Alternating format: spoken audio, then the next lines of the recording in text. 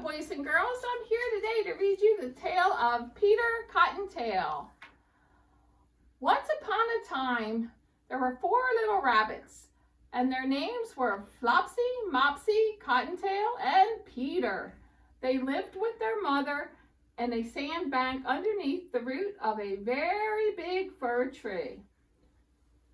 "Now, my dears," said old Mrs. Rabbit one morning, "you may go into the fields or down the lane, but don't go near Mr. McGregor's garden. Your father had an accident there. He was put into a pie by Mrs. McGregor. Now run along and don't get into mischief. I'm going out." Then old Mrs. Rabbit took a basket and her umbrella and went through the wood to the baker's. She bought a loaf of brown bread and 5 currant buns. Flopsy, Mopsy, and Cottontail, who were good little bunnies, went down the lane to gather blackberries. But Peter, who was very naughty, ran straight away to Mr. McGregor's garden and squeezed under the gate. First he ate some lettuces and some French beans, and then he ate some radishes. And then, feeling rather sick, he went to look for some parsley. But round the end of a cucumber frame, whom should he meet but Mr. McGregor? Mr. McGregor was on his hands and knees planting out young cabbages, but he jumped up and ran after Peter, waving a rake and calling out, "Stop, thief!" Peter was most dreadfully frightened. He rushed all over the garden, for he had forgotten the way to get to the gate. He lost one of his shoes among the cabbages and the other shoe amongst the potatoes. After losing them, he ran on 4 legs and went faster, so that I think he might have got away altogether if he had not, unfortunately, run into a gooseberry net and got caught by the large buttons on his jacket. It was a blue jacket with brass buttons, quite new. Peter gave himself up for lost and shed big tears, but his sobs were overheard by some friendly sparrows who flew to him in great excitement and implored him to exert himself. Mr. McGregor came up with a sieve which he intended to pop upon the top of Peter, but Peter wriggled out just in time, leaving his jacket behind him, and rushed into the tool shed and jumped into a can. It would have been a beautiful thing to hide in if it had not had so much water in it. Mr. McGregor was quite sure that Peter was somewhere in the tool shed, perhaps hidden underneath the flower pot. He began to turn them over carefully, looking under each. Presently, Peter sneezed. "Kerchoo!"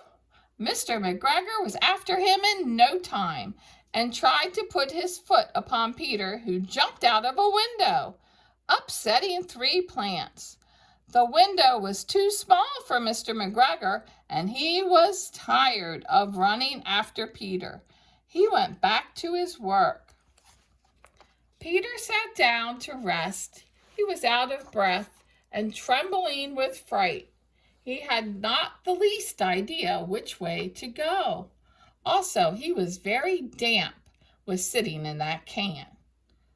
After a time, he began to wander about, going lippity-lippity, not very fast, and looking all around.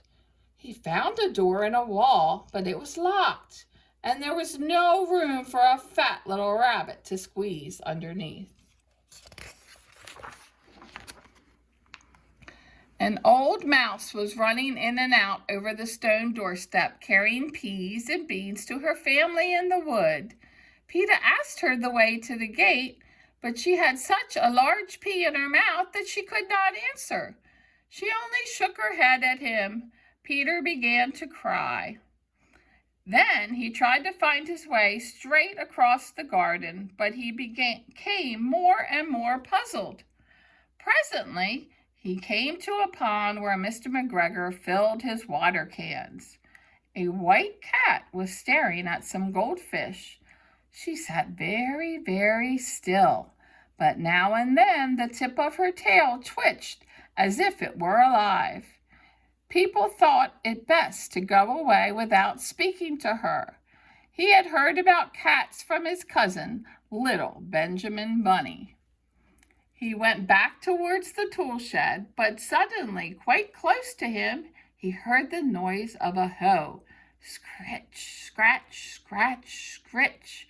Peter scuttered underneath the bushes. But presently, as nothing happened, he came out and climbed upon a wheelbarrow and peeped over. The first thing he saw was Mr. McGregor hoeing onions. His back was turned towards Peter, and beyond him was the gate.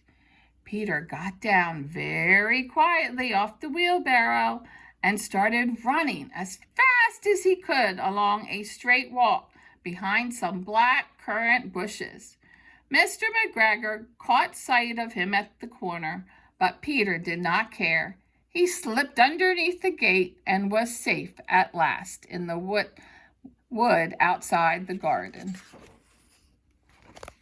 Mr. McGregor hung up the little jacket and the shoes for a scarecrow to frighten the blackbirds. Peter never stopped running or looking behind him till he got home to the big fir tree. He was so tired that he flopped down upon the nice soft sand on the floor of the rabbit hole and shut his eyes. His mother was busy cooking. She wondered what he had done with his clothes. It was the second little jacket and pair of shoes that Peter had lost in a fortnight. I'm sorry to say that Peter was not very well during the evening.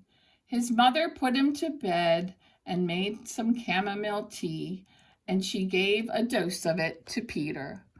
1 tablespoonful to be taken at bedtime.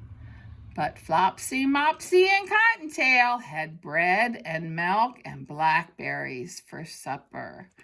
The end. Well, boys and girls, I hope you enjoyed our story today of the Tale of Peter Rabbit. Join us again soon. Bye-bye.